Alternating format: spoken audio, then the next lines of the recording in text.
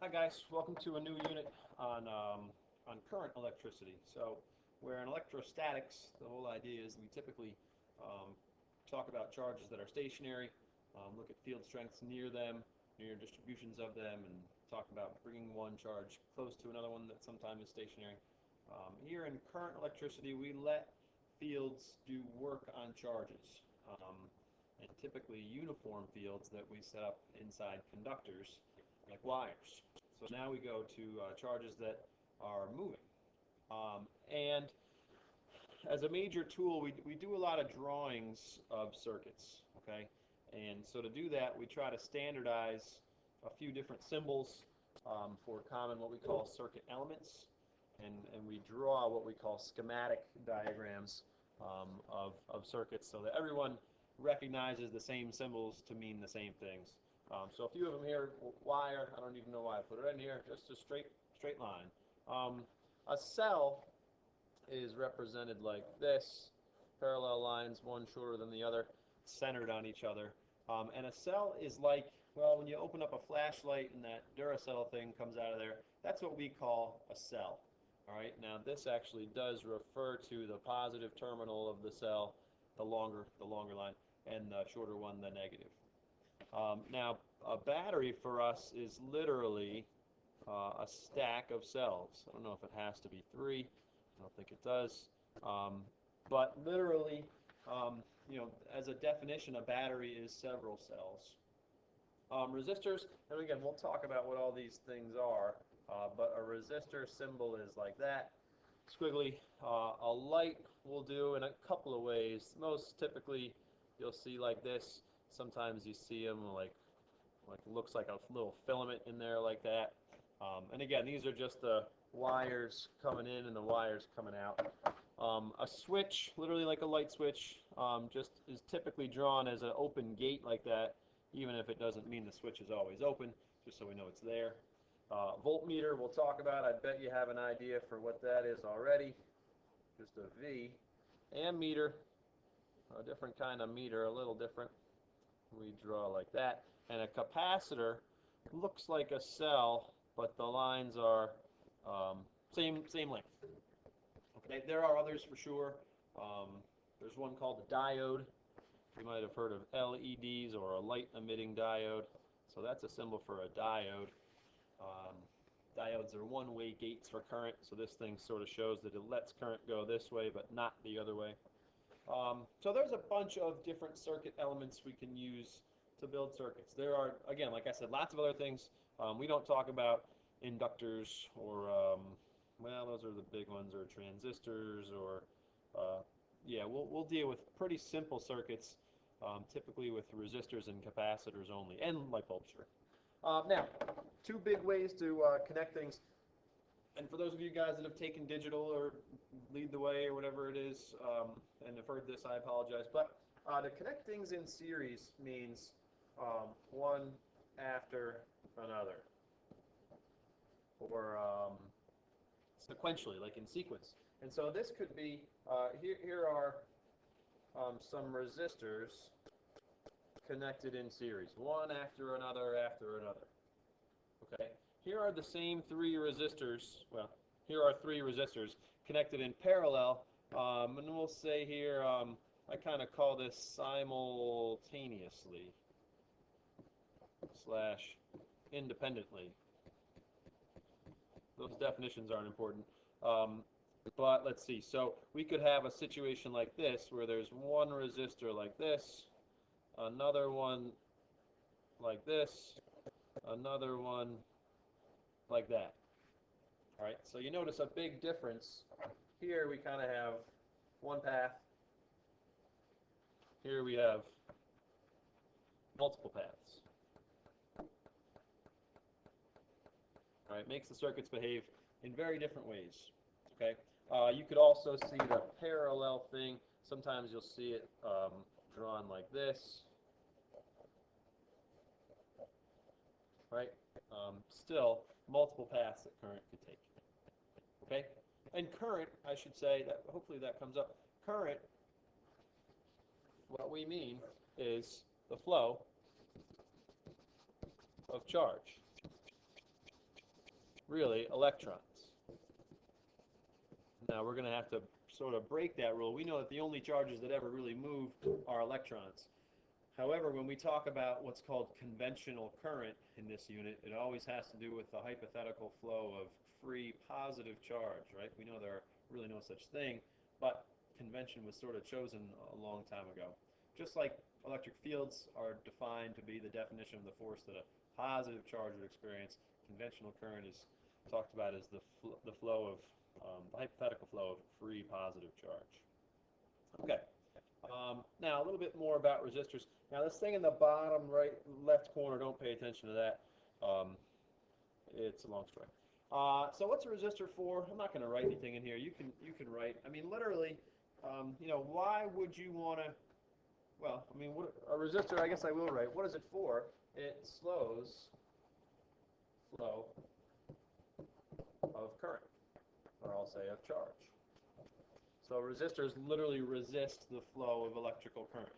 All right. So number two, why would you want to do that? Why would you want to not allow the flow of current? Well, I mean, if I think about, you know, there are little motors inside, say, a CD player. Those are old devices we used to use to play music. There are motors in there that, you know, if you jam them through with lots of current, it can burn out the motor. Right? I used to give an analogy of when you're at the dentist. You know, they finish doing what they're doing there, and then they gotta rinse you out. So the options are get the fire hose and connect it to a hydrant and turn it on, and that'll rinse out your mouth all right. Or they instead use a little tiny one with a little tiny hose, and that gives you just enough water to get the job done without causing any major catastrophes. So sometimes things just can't handle a lot of current. All right. Now, when we talk about the factors that influence the resistance of a conductor, we really mean a wire, right? Metals are good conductors as they have lots of free electrons, we call it, electrons that are easy to transfer from one atom, molecule, to, well, yeah, atom, I guess, to another. And so different wires have different resistances, all right? There are factors about them that, that can dictate how much resistance they have. One of them, any guesses? Any guesses? Come on, fire them out there. Oh, yes, I hear you saying, well, I don't hear you saying, but let's say length. The length of a wire does have some bearing on its resistance. And I'm going to do it like this. The longer the length, the more resistance a wire has. All right, so imagine a wire, you know, so here's a longer wire and a shorter wire. The longer one has more resistance, but even with a longer wire, we could give it less resistance if we made it fatter. So if we call that cross-sectional area, we say that the larger a conductor's area, the smaller its resistance, right? That's why we use big, huge hose attached to the fire hydrant and little tiny hose attached to the dentist's rinsing device. A couple more. One of them is temperature. Where the higher temperature things have, the higher their resistance. Now notice I'm using capital R here for resistance. And resistance is measured in ohms, which we abbreviate with a capital omega. All right, a unit of resistance. For this one, you know, I always think about, gee, how do they make things conduct really well, or how do they make things that they call superconductors? Well, they make them really cold. All right, superconducting magnets, like they say in the LHC, that Large Hadron Collider. One of the problems right off the bat was one of the superconducting magnets went bad, and they had to, well, raise the temperature up so people could go down there and work on them, you know, fix them, and then before they could work again, they had to get the temperature way down again to make them superconducting. All right, so superconducting means low resistance. All right, and the fourth thing is a little bit odd, and you got to be real careful with this one. It's called resistivity. Why would you know that? You wouldn't, of course. And this is, it's a property of the material that a wire is made out of. All right, the Regents reference table has several of those. You know, copper has a different resistivity than, say, tungsten, which has a different resistivity than gold. All right, and resistivity, well, the higher the resistivity, oh good, it's another row, the higher the resistance. Be careful not to get those two things uh, um, confused. I mean, do your best, right? Different words that look and sort of sound the same and have to do with the same thing, resistance, resistivity, do your best there, all right? Resistivity we call rho. Now next here, yeah, which of these has the greatest resistance? And let's assuming, um, yeah, okay. We are assuming here same temp and same material. So that really means same resistivity. Well, the longer a wire, the more resistance. The thinner, the more resistance. And so that leads us to here to B, the greatest resistance, assuming made out of the same stuff and at the same temperature. Okay, now we also here can come up with an equation for resistance, and it looks like this. It looks like we combine all these things and we get that R is, well, resistivity times length over area. Okay, that combines all this. Bigger resistance, sorry, bigger length, more resistance, bigger area, smaller resistance, and higher resistivity, higher resistance. It doesn't take into account the temperature thing, but all you have to know is qualitatively that temperature and resistance are related. Okay, this also leads us to units for rho.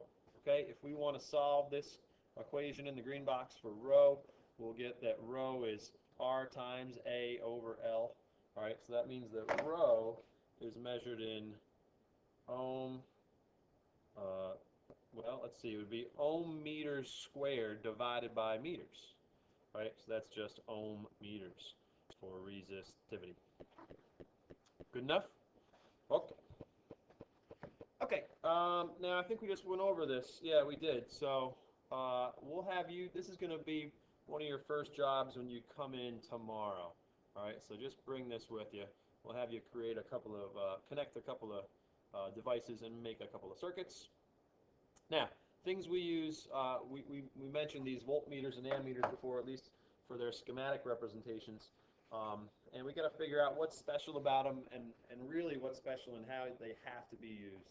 All right, so hopefully this is the one that should be pretty straightforward. Voltmeters are used to measure, oh yeah, well, voltage, right? They're used to measure voltage. So I'll put that in here, voltage. And we know that another way to, well, voltage is another way of saying potential difference. That's our delta V, which we'll now just start to call V, which is kind of a pain. But the deal here is we want to measure a difference in potential, which means that you have to connect or compare 2 points. All right? And typically what we say is, and I'll tell you more about this, what I mean by 2 points in a minute, but we say that you can measure the, well, there's a few ways, but how about this? I'll say voltage gain or potential, anything about gain, maybe potential increase, potential gain is fine. We usually say across a circuit element. Or we could say voltage loss or a drop in potential or anything about the idea is, as long as we're saying this across a circuit element, that's pretty common terminology, right? And that you'll either go up in potential or go down as you go across a circuit element, and I'll show you what I mean by that. All right, well, this across thing means I have to measure potential before the element and after it. So what that means is if we have a circuit that looks like this, here we have a, right, here's a battery, here's a switch, here's a light bulb, right? I put in multiple loops in that light bulb, but that's what I mean by it. If we want to measure the potential, the voltage drop, the potential drop across that lamp, It means I want to know the potential before the lamp and the potential after the lamp. Again, remember what potential is. It's energy per unit charge. I want to know how much energy there is per unit charge before the lamp and after it. So that means I have to connect literally one of the leads, we call them leads, of the voltmeter before it, one after it, and then I put the voltmeter like this. All right, and so that's a special kind of connection. Let me say it here, oh boy. So yeah, this is a special kind of connection. We say that voltmeters are always connected in parallel. Notice, parallel was about multiple paths for current, right? So current gets to this point here, and some current could go here or go this way. All right, so that's how we know this is a parallel connection. There are multiple paths that current can take. So big, big deal. Voltmeters always connected in parallel. Now, ammeters are different. Ammeters are devices used to measure kind of sounds like amps, right? Amperes. Well, that's a measure of electrical current, all right, to measure current, to measure the flow of charge, all right? Now, current, well, like we said, flow of charge. We use capital I for current. All right, now is there a formula coming up next?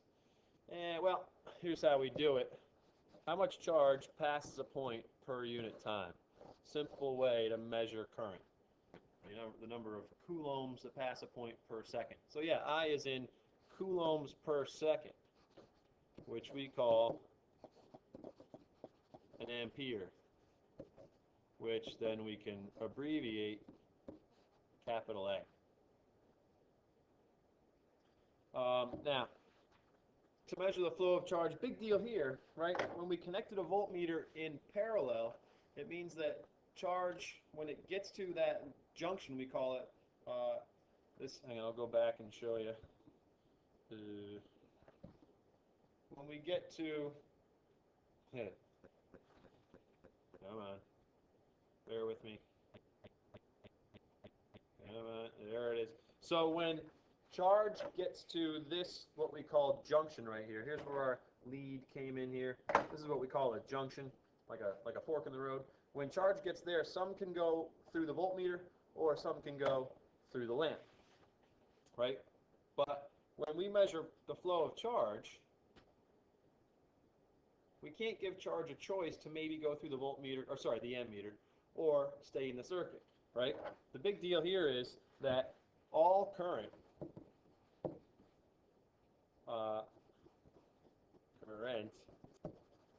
must go through the meter. We can't give current a choice to maybe go through the meter or maybe just stick in the circuit. All right, so therefore, that means that ammeters always have to be connected, well, like this. What I would literally do, if we want to measure the current in this circuit, I would take this wire here, and I would remove it from the circuit. And then I would take my ammeter and put it right in there. Okay, that way, any current that gets, say, here to this resistor has no choice but to go through the ammeter. Right, and then exit the ammeter. All current that's in the circuit goes through the meter. So a big deal here is this is in series. Right? Remember we talked about series meaning single path. Right? No choices in where current can go. All current goes through that ammeter. Yes? Big deal. Big deal. Now a little more about voltmeters. This is going to take forever to get through all this. Here's the same stuff we said before. Now, here's what we just said, right? Here's our voltmeter, right? Let's see, where's the word I'm looking for? Maybe it doesn't say it on here, but, you know, let's say we have this circuit without the voltmeter in it, okay? And the light bulb is at a certain brightness, okay? There's a certain amount of charge going through it per unit time, and those charges lose a certain amount of energy per unit time, and therefore that energy is converted into light energy that, and heat energy that the bulb gives off. Now, when we hook this voltmeter up to it, we don't want things to change, right? By testing a circuit to measure something, we don't want the circuit to behave differently than it normally would. All right, so even though we're saying that when current gets to this point, it has a choice to go here or here, well, where do you think we want that current to go? If we don't want the circuit to change what it was doing, we want all the current to keep going through the bulb. And that means that this branch here has to really not allow much current. Or we assume that it doesn't allow any current at all. And that means that voltmeters have to have very high resistance. All right, that's a big deal about voltmeters. They have a very high, what we call internal resistance. Okay, we plug them in there, but we don't actually want them to allow current to go through them, because that would take current away from the normal circuit. It would make the circuit behave differently than it typically behaves. All right. Now here for ammeters, again, what a pain. Yeah, we get to here. Ooh, here's our here's our schematic with our ammeter in here. Right, again, the circuit does what it does without a meter in there. When we put the meter in, we want it to do the same exact thing it did before. Okay, and that means that even though all the charge in this circuit has to go through the ammeter, we don't want the ammeter to slow the current down at all. All right, and that means that ammeters must have very, very low resistance. All right, so much so that I just realized I said something wrong in the last page. But we actually assume that ammeters have zero resistance. And I think I said the same thing in the last page. Of course, that can't be true. If voltmeters have very high resistance, we assume they actually have infinite resistance. All right, so I hope I didn't throw you for a loop there. Now here, for the first time I did this thing, I mentioned a DC source, all right, as opposed to an AC source, all right, and so everybody's favorite band, AC/DC, is literally comes from, come on, where's my other axes? Come on, there you go. Literally a reference to electrical stuff, who knows why, but direct current comes from batteries and cells typically, and I mean, there are converters that can convert AC to DC, or vice versa, and AC, alternating current, comes from wall outlets and other places. Those are the big differences. All right, the big deal. Now, direct means that what does a battery provide in terms of current? Well, it's current that is always of the same strength and same direction.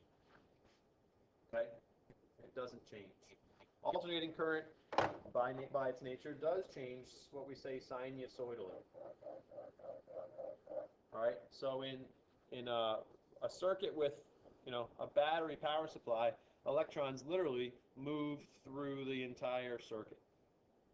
All right, with a circuit that we plug into the wall, say, electrons never really move too far. All they do is just go back and forth inside a wire, just back and forth and back and forth, 60 times per second. That's the frequency of the alternating current from wall sockets. Okay, I'll show you a cool demo about this tomorrow. Don't forget to remind me. I think we'll stop there. Yeah, tomorrow we'll start with, we'll talk about Ohm's law. And again, I know this is some review stuff for a lot of you guys, but there's a pretty simple law that relates current and voltage for what we call a ohmic device. Okay, and so we'll talk about that. We'll also talk about how circuits behave when you connect things differently, connecting in series as opposed to connecting in parallel. And we'll try to make sure we get some lab stuff done. So we'll get you guys working with making connections using voltmeters and ammeters. Okay. Thanks, folks, and we'll see you soon.